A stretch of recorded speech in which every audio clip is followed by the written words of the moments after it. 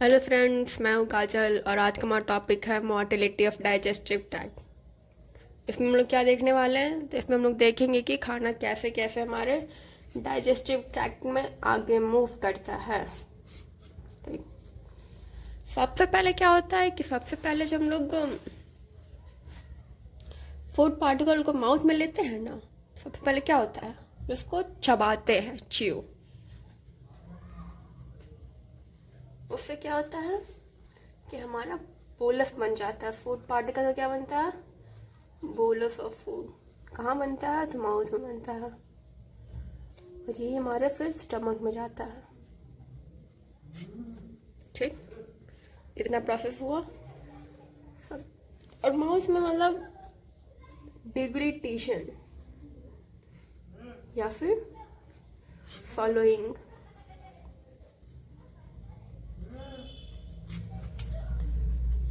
यानी कि फॉलो करते हैं फूड पार्टिकल्स को चबाने के बाद। फॉलोइंग में भी ना हमारे 3 फेज होता है, ओरल,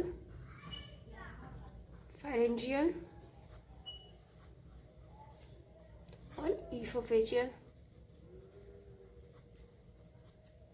मतलब खाना खाने के बाद हम लोग क्या करते हैं, उसको निगल जाते हैं। तो जो यहाँ पे जो प्रोसेस होता है ना, वो हमारा वॉलेंट्री, मतलब हमारे कंट्रोल में होता है। हम लोग चाहते हैं कि खाना हम लोग फॉलो करेंगे या नहीं करेंगे, वो इस स्टेज तक हमारा वॉलेंट्री होता है। बाकी ये दोनों जो है इनवॉलेंट्री। अब खाना एक बार हम लोग निकल गए तो उसके बाद हमारे पेट तक पहुंच ही जाएगा, हमारे कंट्रोल में नहीं है कि हम लोग उसको रास्ते में रोक सकें। हम उसको बोलते हैं इनवॉलेंट्री स्टेज। हम देखते हैं ओरल स्टेज में क्या क्या होता है। तो ओरल स्टेज में क्या होता है,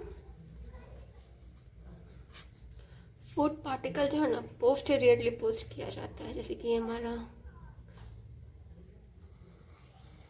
इंसान है,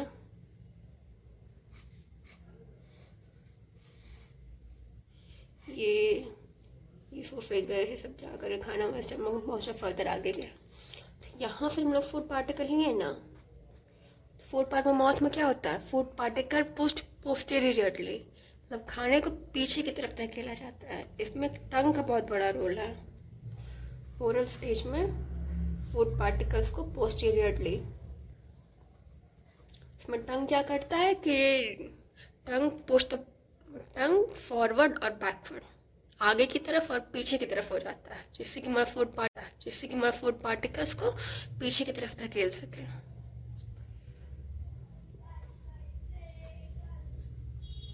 Tongue is pressed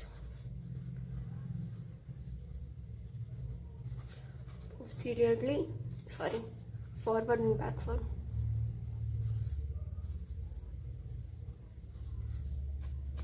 माउथ में यही हमारे टंग का बहुत बड़ा रोल है, खाने को पीछे की तरफ धकेलने में। अब खाना क्या हुआ है कि हमारे ओरल स्टेज से ये क्या है, फेरेंजियल स्टेज में, फेरिंग्स में आ गया है खाना। फेरिंग्स में क्या क्या होता है,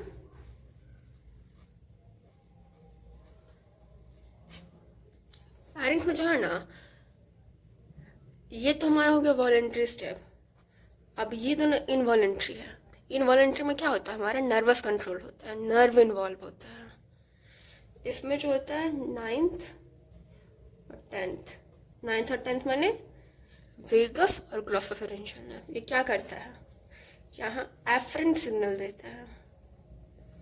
एफरेंट सिग्नल देता है किसको, फॉलोइंग सेंटर को। फॉलोइंग सेंटर रहता कहाँ है, तो मेडुला में। 9th और 10th फाइबर, इसमें अगर खाना फेरिंग्स में आया ना, तो फिर 9th और 10th cranial nerve efferent signal को यहाँ लेके जाते हैं फॉलोइंग सेंटर तक। फॉलोइंग सेंटर से फिर हमारा इफरेंट सिग्नल आता है। इफरेंट फाइबर्स आते हैं जो कि सिग्नल को लेकर के आते हैं। उसके बाद क्या होता है कि उसके बाद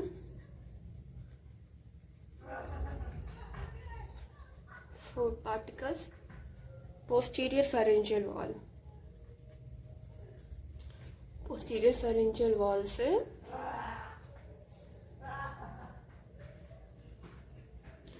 ट्रैवल्स डाउन, मतलब खाना क्या हुआ, फेरिंग्स में आया, पोस्टीरियर फेरेंजियल वॉल तक गया, पोस्टीरियर फेरेंजियल वॉल से इसोफेगस में जाता है।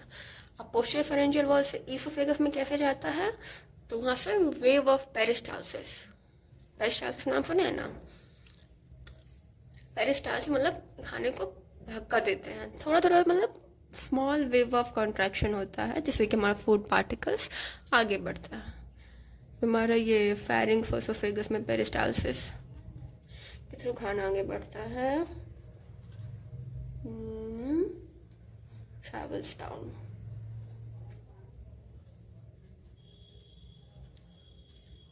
क्या देखें, खाना हमारे माउथ में आया फेरिंग्स में ना कुछ इवेंट्स होते हैं, लोग देखते हैं फेरिंग्स में होता क्या क्या। फेरिंग्स में पोस्टीरियर नेरिस क्लोज होता है। पोस्टीरियर नेरिस कहाँ पे होता है, यहाँ पे पोस्टीरियर नेरिस क्लोज हुआ। क्यों क्लोज हुआ, ताकि खाना हमारे नाक में नहीं चला जाए। पोस्टीरियर नेरिस क्लोज हुआ है। एपिग्लॉटिस यहाँ पे होता है, एपिग्लॉटिस जो कि यहाँ पे हम लोग देखते हैं कि ट्रैकिया भी रहता है और ईसोफेगस भी रहता है।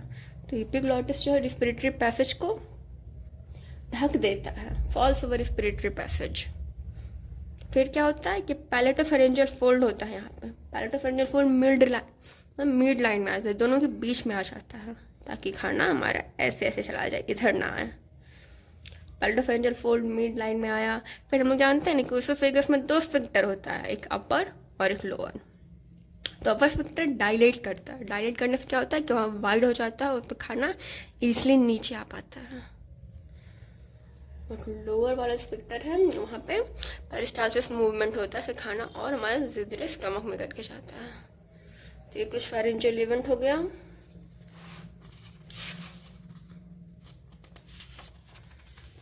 इसमें ना ये फेरेंजिक्स का एक अप्लाइड एस्पेक्ट होता है, इसको लोग देखते हैं। फेरेंजिक्स में होता है डिग्लिटेशन एपनिया, डिग्लिटेशन एपनिया। डिग्लिटेशन एपनिया क्या होता है कि हमारा जो है ना रेस्पिरेटरी सेंटर और फॉलोइंग सेंटर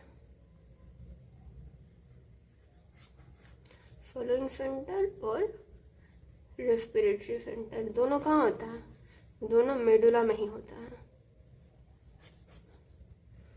तो जब लोग देखें ना कि फेरिंग्स में नर्वस कंट्रोल के थ्रू होता है, जब सिग्नल हमारा जाता है तो फॉलोइंग सेंटर से कुछ सिग्नल स्पिल ओवर कर जाता है रेस्पिरेटरी सेंटर पे, जिसकी वजह से ब्रीथिंग हमारा 1 to 2 सेकेंड के लिए स्टॉप हो जाता है। इसी को हम लोग बोलते हैं डिग्लिटेशन एपनिया। इतना शॉर्ट ड्यूरेशन के लिए होता है, हम लोग को पता नहीं चलता है। ये अप्लाइड एस्पेक्ट। हम लोग थर्ड देखते हैं, ईसोफेजियल। ईसोफेजियल स्टेज में क्या होता है, हम लोग जानते हैं कि हमारा ईसोफेगस में 2 स्फिंक्टर, मैंने बताया था कि एक अपर ईसोफेजियल स्फिंक्टर और एक लोअर।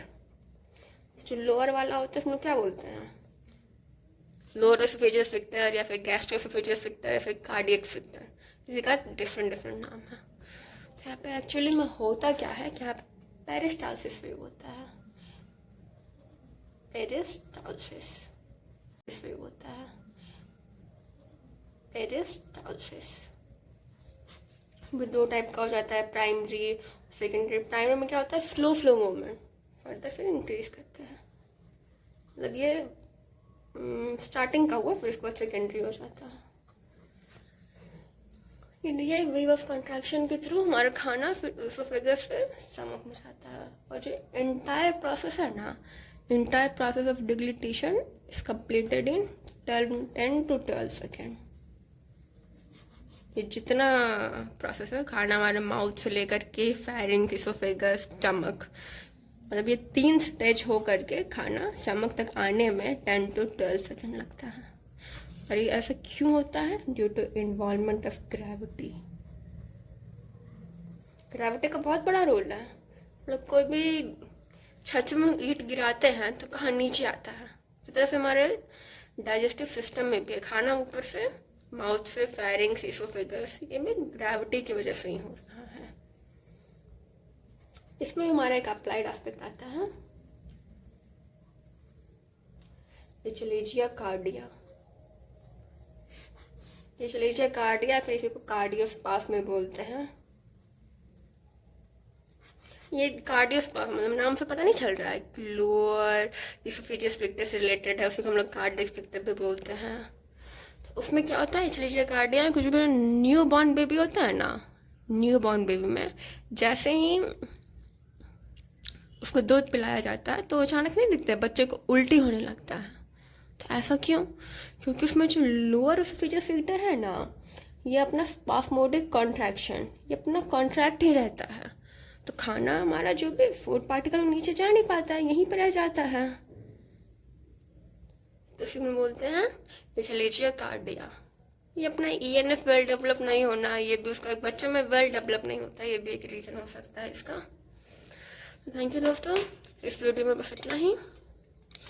चैनल को लाइक करें, सब्सक्राइब करें और वीडियो को शेयर करें।